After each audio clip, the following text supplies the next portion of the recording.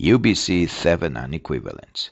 I came up with this alternate method of finding the Thevenin equivalent of a network at a port PQ back in the 90s in response to the difficulties that my second-year engineering students were having at utilizing the short-circuit test of the classic method open and short-circuit test. This method goes like this. At the port where you want to find the Thevenin equivalent, apply a 1 amp current source. Compute the voltage that appears. Let's label that V1A.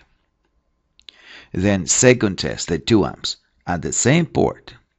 Apply now a 2 amps current source. 2 amps. And compute the voltage that appears at that port, and let's call that V2A.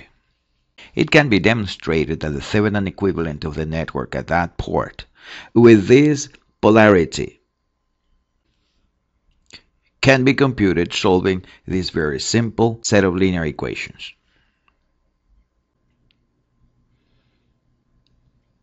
We just insert the values V1A and V2A that we obtained from the 1 amp and 2 amp tests respectively, solve the system, and find V Thevenin and R Thevenin with the polarity shown in this network.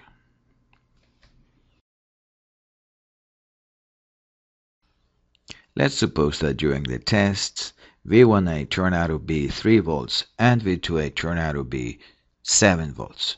So these two values, they need to be replaced by 3 volts and 7 volts. Let's assume that those two values are already on the stack, and we need to solve the system for V Thevenin and R Thevenin. Here they are, V1A and V2A already on the stack. What are the steps to solve the system? First, I turn these two into a 2-element array. 2, make me an array, like so. That is the array of V1A, V2A. Next, I form the 1, 1, 1, 2 matrix. 1, space, 1, space, 1, space, 2, enter. Braces, curly braces, 2 rows, space, 2 columns, enter. Make me an array. I invite you to watch the video on matrices and vectors. Now I just divide the vector by the matrix, and this is V Thevenin, the one on the top, and this is R Thevenin. Those are the solutions to our system. V Thevenin -1 volts and R Thevenin 4 ohms. We go back here and we say this voltage source is -1 volt with that polarity, and R Thevenin is 4 ohms. And that is the solution to the circuit. But now let's write down the steps in solving the system once V1A and V2A are already on the stack. If they're on the stack, what we did was we punched enter, 2 elements, make me an array. We did that to form this vector, this one. And next we did 1 space, 1 space, 1 space, 2 curly braces, 2 rows, 2 columns. Watch the video on matrices and vectors for the HP-50 and make me an array. That takes care of building the square matrix 1, 1, 1, 2. And now divide, and that produces the desired effect, a vector with V Thevenin at the top and R Thevenin at the bottom. Of course, if we want this to be memorized by the calculator, we enclose the whole thing between chevrons like this. Let's do that.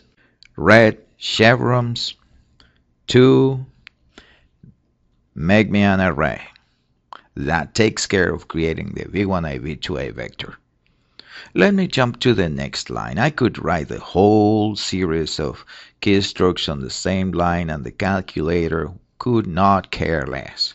But for us humans, it's better if we use this to jump to the next line, jump to the next line, and continue writing 1 space, 1 space, 1 space, 2 space, curly braces, 2 rows, space, 2 columns, With the right arrow, get out of that pair of curly braces space, make me an array, and divide. Enter.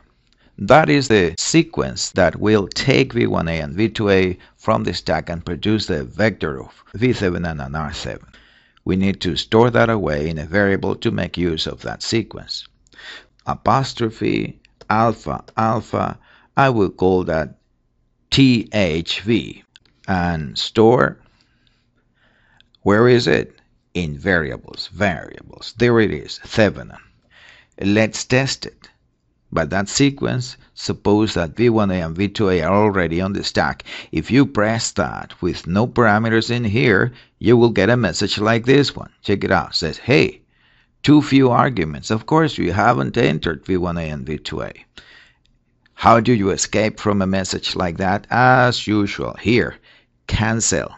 Cancel is the escape key of these calculators. Escape. Okay, there we are. 3, enter, 7, enter, V1A and V2A. We ask for Thevenin, punch, and we get V7 is -1 volts, and our Thevenin 4 ohms. And that works just fine.